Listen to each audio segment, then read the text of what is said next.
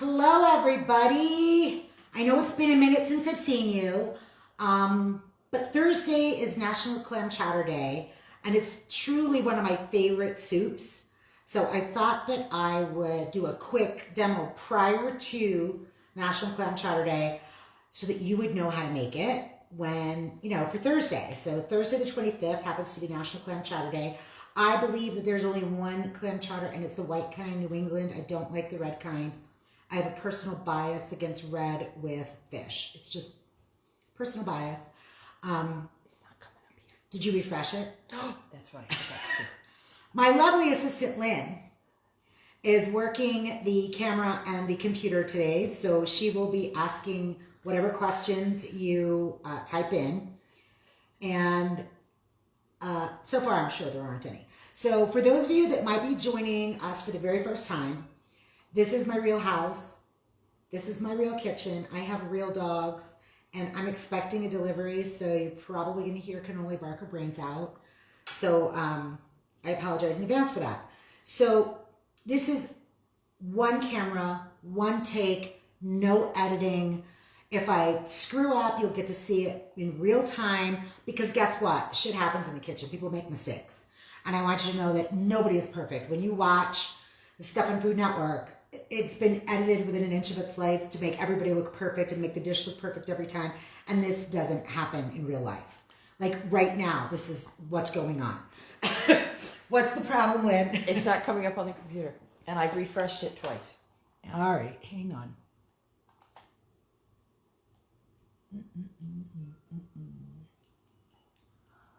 Well,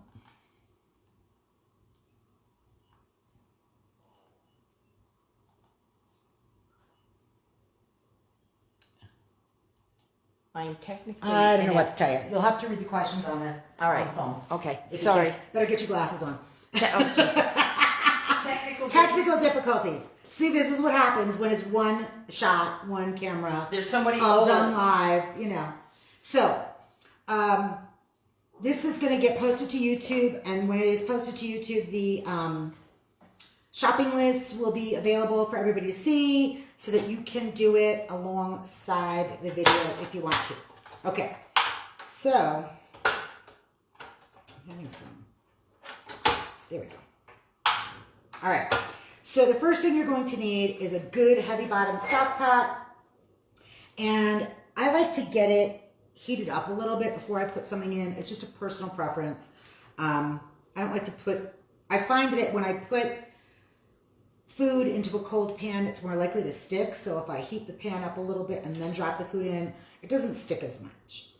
So we're gonna start off with 2 thick cut strips of bacon, cut in lardons, which are the sticks, if you remember. It's like a baton. And we, if it's a little fatty, that's okay, because we're gonna need that fat to make the roux. Because we're gonna actually make, I should have done this before, because this is really boring to watch. But we're gonna take the grease from the bacon. So the bacon itself is gonna make it have, that's the first level on your flavor ladder. And it's also going to add salt, but we're going to use that fat to create our roux. You don't have to use butter to make a roux like we've done in other demos. You can use any fat. In this case, this is the one we're going to do. So we're also going to be using 2 ribs of celery, 1 carrot, and 1 medium onion, all cut in 1/4-inch dice. Now, if you have a food chopper like this, you can chop it up fine. You're welcome to do that. I happen to like it when it's all uniform, because I just find that it cooks better, and I like the shape. And we're going to do the same thing with our potatoes, only we're going to do them in 1/2-inch dice. When everything is the same size, it cooks at the same speed, so you don't end up with, one great big honkin' raw piece of potato, and then, everything else is cooked perfectly. So you can use whatever kind of potatoes you want for this. You could use Yukon Gold. I happen to have these nice red potatoes, so that's what I'm going to use. And if you're using red potatoes, you can leave the skin on, and it'll look really cute in the pot. If you're using russets or something like that, you probably want to peel them.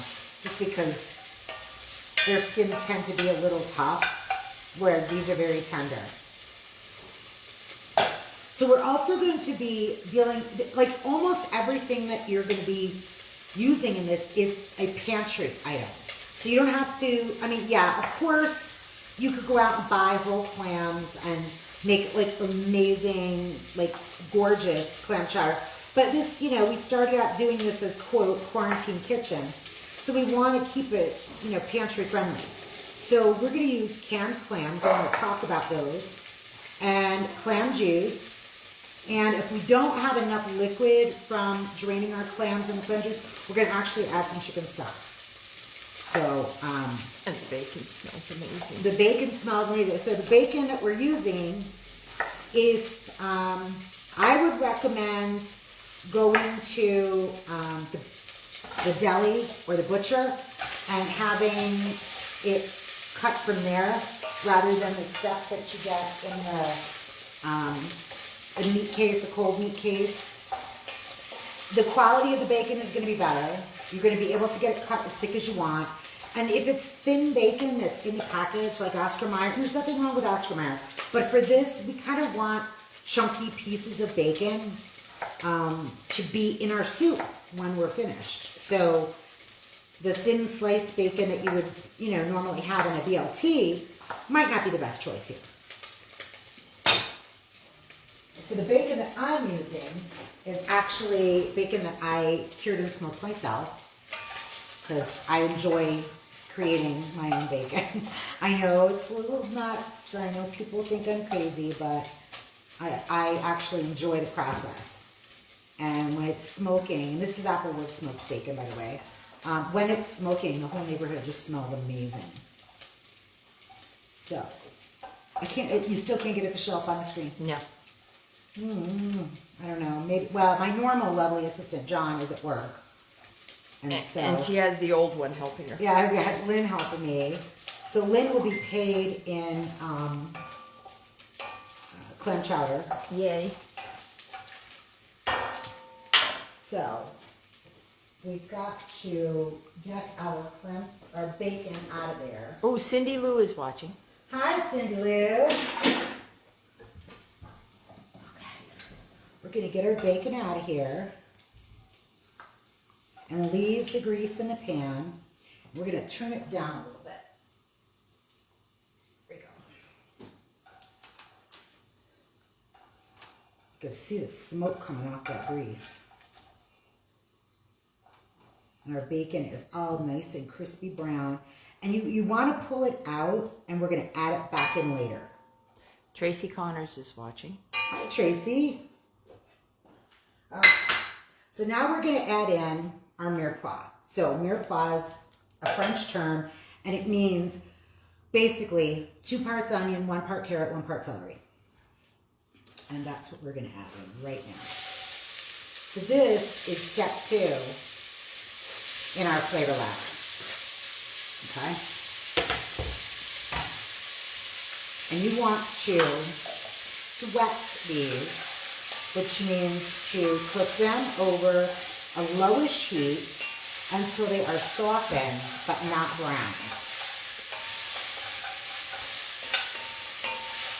And you want to stir them up, and it looks really nice in the pan because all the colors are blending together and they look really pretty. And I'm going to try and show it to you.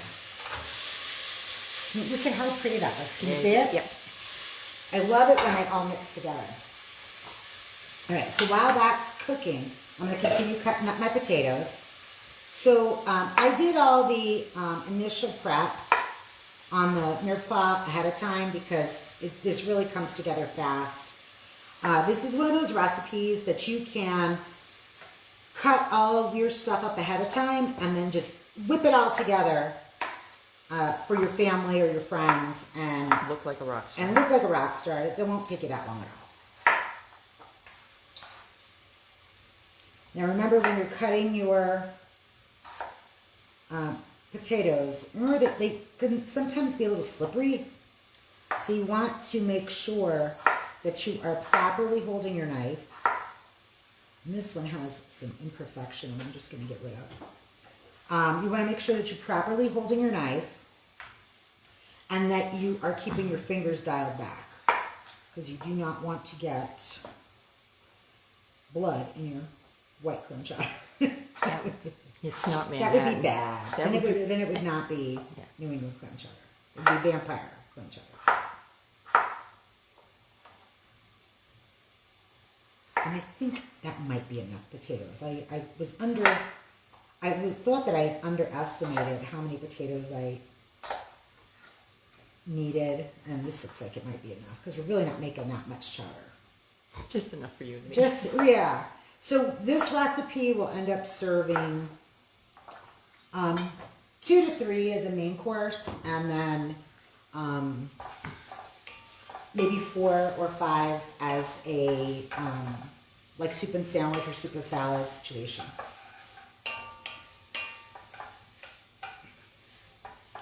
Oh man, this smells so good. Yes, it does. So we always have to add a little bit of salt, and we're probably adding about half a teaspoon because the bacon already has salt in it, but the salt, the kosher salt that I'm adding helps to break down the vegetables.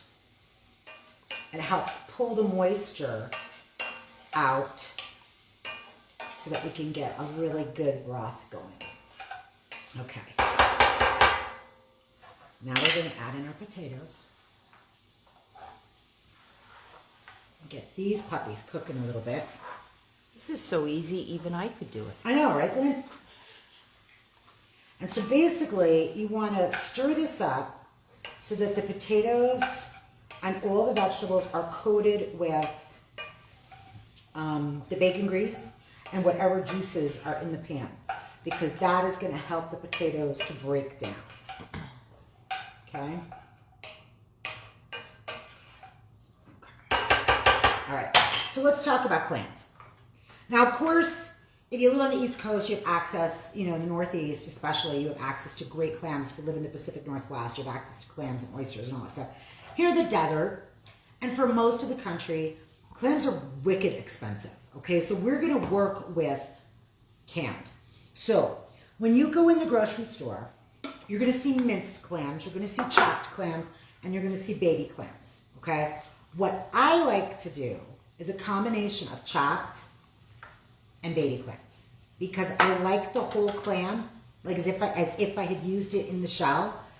Minced clams are going to be the finest, and I like to use these when I make linguine and clam sauce. I'll put these in with extra fresh clams, and just because I want a lot of clams. But the chopped clams are going to be slightly bigger than the minced, and I'll show you what they look like. And you want to save your liquid because that's going to help make up part of our broth. See that juice that's in there is going to be part of our soup stock. Okay, so these are pretty decent sized chunks of clam, okay? I'm going to give these another quick stir.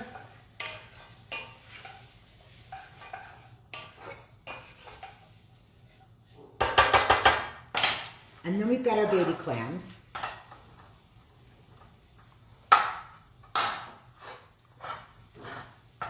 Now I do have a safe veg can opener, but because I'm draining these, I'm opting to use this one.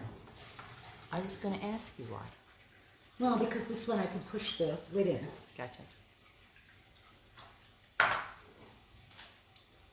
Okay, so these ones look a little different. Derek Kruger says, "What's up, guys?" Hey! Okay, so see, these are like, this is like a whole clam. They take it right out of the shell. And then we've got our chopped clams. I don't know, Lynn, do you think that's going to be clammy enough? Or should we add extra? Well, it is just that. It is just us chickens. well, No, I think it should be fine. more is better. More is usually better, but sometimes less is more. I know. Now, when you're making a soup is generally thin. And chowder, you want it to be thick. You want it to be chunky. You don't want, like when you eat potato soup, you want it to be nice and smooth. When you're eating a true cream of mushroom, it's like silk. When you're eating a true bisque, it's like silk. And that's great. But when you're eating a chowder, you want there to be big chunky pieces in there. So we don't want to cook the potatoes so that they fall apart. We want to make sure they maintain some of their shape. Scrape the inside of the pan towards you. No. You've got veggies also. Oh, here, thanks. It would have come down in a minute anyway. Well, you know. All right, so now we're going to add some flour. Now, a roux is equal parts fat and flour. This one, you're going to have to guess because you don't know how much fat was in there. So, we're going to put in about 3 tablespoons, a quarter of a cup, and we're going to stir it around. We're going to coat the vegetables with the flour. And it's not going to look like there's enough in there, but trust me, there is. And it's going to look like wallpaper paste. And it's okay. That's what you want it to look like, okay? It's going to look like wallpaper paste. It's not browned. It's fine. You don't have to brown this particular roux. And then we're going to add in our liquids. So, bottled clam juice, 8-ounce jar. You're going to want 2 of them. If you can find the commercial-sized ones, great. I was just at the Smiths, and this is what they had. So all together, between draining your clams and the 2 bottles of juice, you should have roughly 3 cups of clam juice. And we're going to pour it in a little bit at a time, and we're going to turn our flame up a little bit. Because you want to stir it, and it's going to pull the flour and the roux off the vegetables, and it's going to start to make a velouté that has vegetables in it. So velouté is just a fancy name for gravy, okay? If you've ever properly made a gravy, you've made a velouté.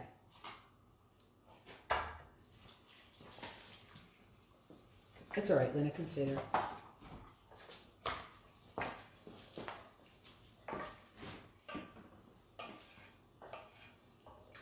Once this is stirred in and it starts to bubble and thicken, I'll show you what it's going to look like. So this clam juice is actually going to cook into the vegetables. And your potatoes are going to start to take on that oceany taste. And your vegetables are going to start really tasting like clam chowder. And that's what you want. And I don't think we're going to have to add any chicken stock to this. I think we've got plenty. Right. Yeah. I've got my flame on high. And you don't want to cover it because you want to watch it. Okay? If you cover it, you're not going to be able to watch it.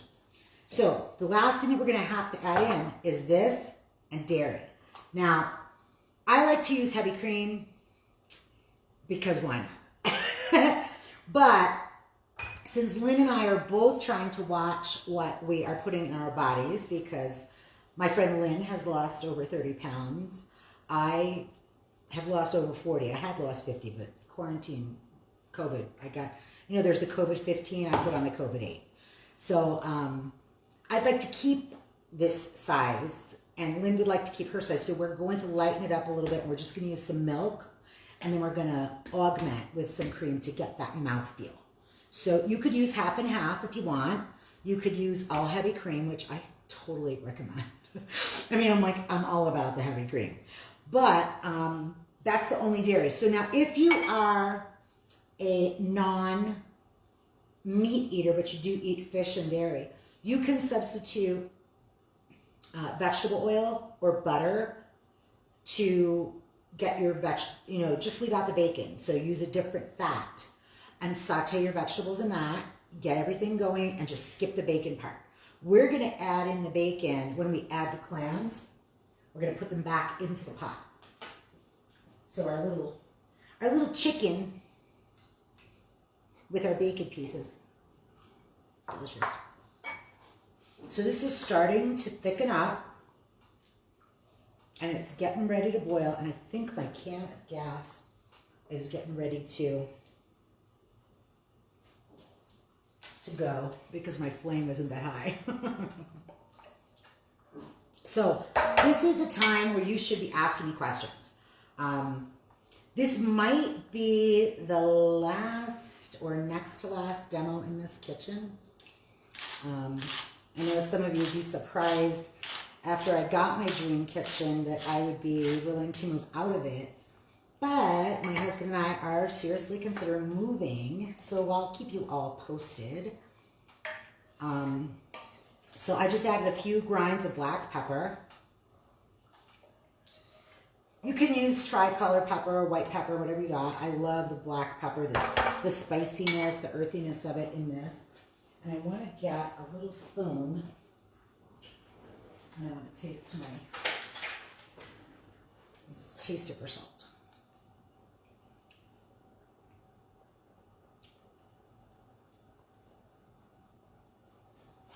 Yeah, it's enough salt. So, we're just waiting for it to thicken up and for our potatoes to cook. So you might not get the whole demo because I'm not going to sit here and stir this and watch, and have you watch me do that while potatoes cook. Because they're still raw. But when your potatoes are cooked, some of the starch is going to leach out of them and go into the stock. And it's going to help thicken it up along with the flour and the roux. And once your potatoes are cooked, you're going to add in your clams, you're going to add in your bacon, and then you're going to add in your dairy until you get the consistency that you want. I happen to like mine relatively thick. I don't like a thin, watery chowder. I like it to be, I want it to coat the back of a spoon. So you are probably not going to see the completed dish because if you don't have any questions, I don't know how many of you are watching. Nancy Cordato is watching. Hi, Nancy Cordato. Nancy Cordato and I went to high school together. We've known each other. Nancy's known me since before I had boobs. True story. And Lynn knows Nancy because we went to my friend Jimmy's wedding. Jimmy and Robert got married on a cruise. It was so much fun. But I want to show you what this is looking like. And it's going to be a little bit of a challenge. But it's bubbling freely. And can you see how it's starting to look like? It's starting to thicken up. It's not a runny mess. It's like it's getting thicker. Because the starch is leaching out of the potatoes. We've got our flour and our bacon grease in here to create a roux. And you see it's, I wonder if I could get it to, here we go. I actually took a wooden spoon out for a reason. See, it's not quite coating the back of that spoon. When we add the dairy, it will. But it's not a watery mess. It's getting thick, which is what we want. Nancy Mason, another Nancy Hi, is watching. Nancy. Nancy is one of my old bowling gals from San Antonio, Texas. I hope all of my friends in Texas are doing okay. It's 70 beautiful degrees here in Vegas today, and you guys got hammered with crappy weather, which you are generally not used to having. So I really hope that all my friends in Texas are doing okay. That's good. That's really good. So, we're just going to wait another couple minutes. You can ask me whatever questions you want. So, to finish your dish, once your potatoes are cooked, stir in your clams, and they're already cooked. So all you have to do is let them sit in there until they're hot. Okay? Stir in your bacon at the same time, and then add your dairy to get the consistency that you want. I am probably pretty close. Nancy Mason said, it's so pretty today, no more snow. Oh, thank God. 75. Oh, beautiful. Beautiful, beautiful, beautiful. Because I know Texas really got hit hard we've been following, I mean, the nation has been following what's been going on with your electric grid and your water system. What a mess.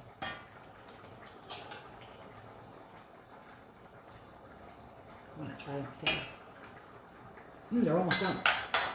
Perfect. There you go. So one of the benefits of cutting everything small is that it does cook quicker. And this is just bubbling freely, you guys. I mean, it's just, and it smells great. It looks great. We're just gonna go another couple minutes since they're almost done. Nancy Cordado says, please tell Leanne she looks great. Thanks, Nancy.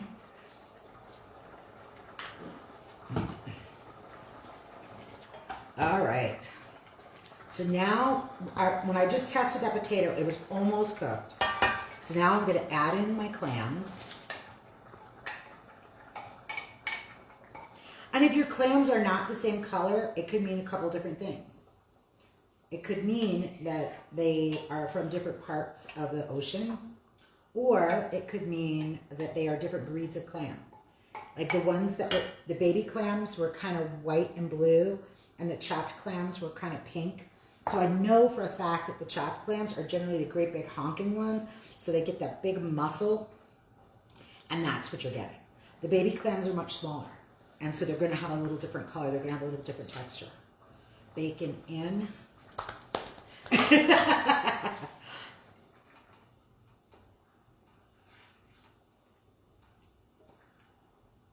We're going to let that cook for a minute, and then we're going to add in our dairy. Now, like I said, I'm all about the heavy cream, but we have to be careful that we are not overindulging because we want to keep our Girlish figures. girlish figures.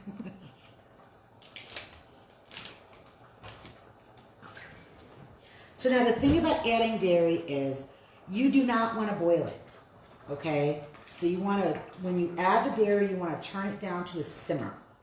Because if you boil dairy, it breaks. Which means you end up, instead of having a beautiful, smooth, delicious, creamy mouthfeel chowder, you end up with stuff that looks like and feels kind of like superfine cottage cheese in your mouth.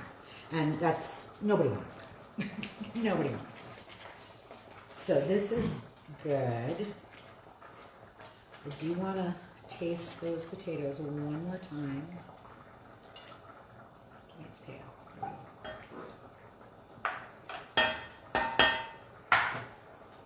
They're a little on the firm side of done, but they're done.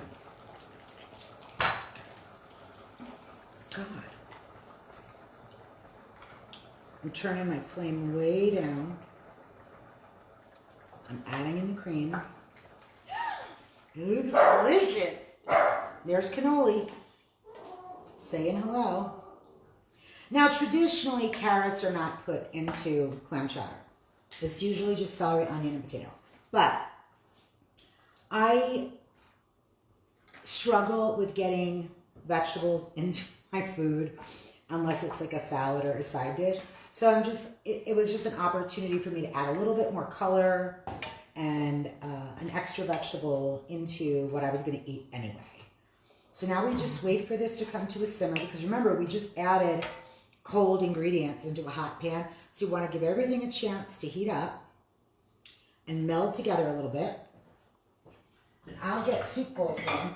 Oh, good. I love my little Polish pottery mugs.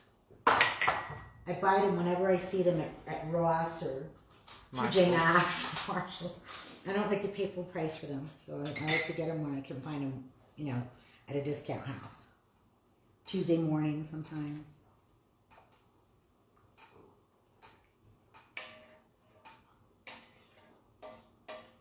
Oh, this looks really good.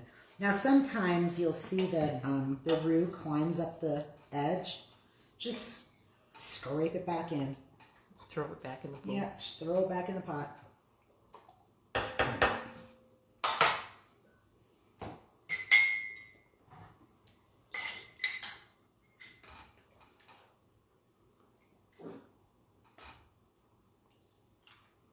So altogether, including your prep, this will take you about 45 minutes. We're at half an hour right now. Can you see how gorgeous that looks? I think so. Like soup. And this isn't quite as thick as I would like it because I didn't use all cream. But let's taste it.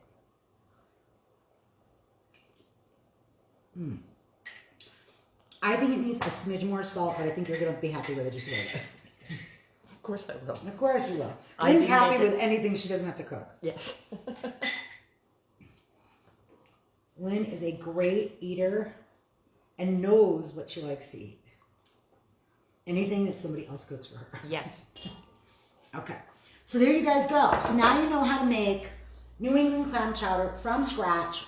We're using pantry items for National Clam Chowder Day on Thursday, this Thursday, the 25th of February. Now, to be honest with you, I don't know if National Clam Chowder Day is always on the 25th of February, but it happens to be this year. So there you go. So feel free to post questions. Feel free to follow along. If you are watching this video and you have not liked my page, please take the time to do so. If you are watching this video and you haven't liked my YouTube channel, please hop your butt over to YouTube and like my YouTube channel. Subscribe to it, because if you miss a video, anytime I post something to YouTube, you'll get an email that says, "Good for Spinning just added a new video." And then you'll be able to get right on there and watch the latest video. And as always, the shopping list and recipe, equipment and ingredient list are going to be listed on the YouTube description for this recipe. So it's easy peasy lemon squeezy. You can do this. Anybody can do this. Lynn said, "Oh my God, it's so easy, I could do this." So there you go. The thing that takes the time with this recipe is really waiting for the potatoes to cook and chopping up all the vegetables. So it'll take you about 45 minutes from start to finish if you, between your prep and waiting for the potatoes to cook. But other than that, it's really easy. And almost everything you probably have, well, I always have clams in the pantry. Not everybody does, but I always do. But it's all shelf-stable stuff, except for the dairy. You're going to have onions. You're going to have celery. You're going to have carrots. Almost everybody does in their, you have a potato laying around. Not you, Lynn, but, most people have celery, carrots, onions, and potatoes at their house. If you're going to do a grocery list with Instacart or whatever, you can add your chopped clams to it. Easy. Add your bottled clam juice, easy. And like I said, if you don't have enough clam juice, just augment it with chicken stock and you'll be perfectly fine. All right, thanks for watching. Enjoy. Happy National Clam Chowder Day. Talk to you all soon.